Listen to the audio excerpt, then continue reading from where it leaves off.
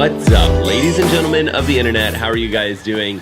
This weekend is the World Championships of Triathlon in Kona for the year of 2019, and I'm super excited about it. I think it's actually going to be probably one of the best World Championships that we've had in a long time. And last year, what I did was make a video just with the women's top 3 podium picks and the guys' top 3 podium picks. And I also picked one dark horse for each race. And I really liked that video. I thought it was a lot of fun. And one of the things that I did in that video was ask you guys to give me your predictions. And I think I'm going to do the exact same thing with this video. I think I'll do one video for the girls race and then one video for the guys race, just to have them separated out like that. But again, what I would like you guys to do is just go ahead and comment below with your top 3 predictions for the podium. If you want to, you can also add kind of that wild card pick or dark horse pick. And if your picks are better than mine, which I'm pretty sure they will be, I'll try to get in touch with you and just get your address from you, and I'll send out a couple of stickers. One of the stickers just says swim, bike, run, rinse, repeat. I actually really like this sticker a lot. And I just put these things on like water bottles and stuff like that, and it's kind of fun. So hopefully you will play along. So let's go ahead and dive into my women's picks, and they actually look pretty similar to last year's picks. And my pick to win the overall World Championship title this year is again Daniela Ryf. She doesn't have any weaknesses. She's a pretty strong swimmer, although I don't expect her to get out of the water first.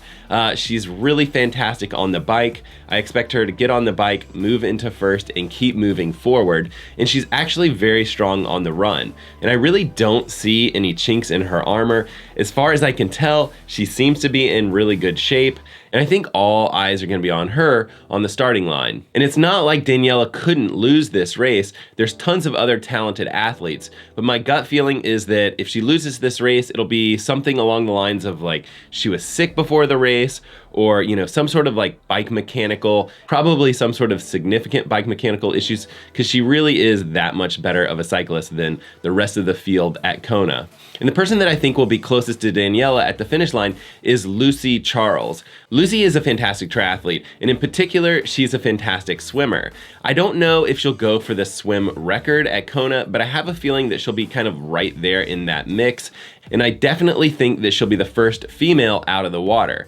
And that gives her some space. And she's a super strong cyclist as well. I actually think that she'll be the leader of the race for quite a while, and that Daniela Ryf will come along and pass her at some point, and that Lucy Charles will probably try to stick to her as long as possible. Now, anything can happen in these races. I know that Lucy Charles served a drafting penalty at the half Ironman distance World Championships in Nice, France. But at the World Championships in Kona, I think she's going to be on the podium, and I think she's going to finish second place.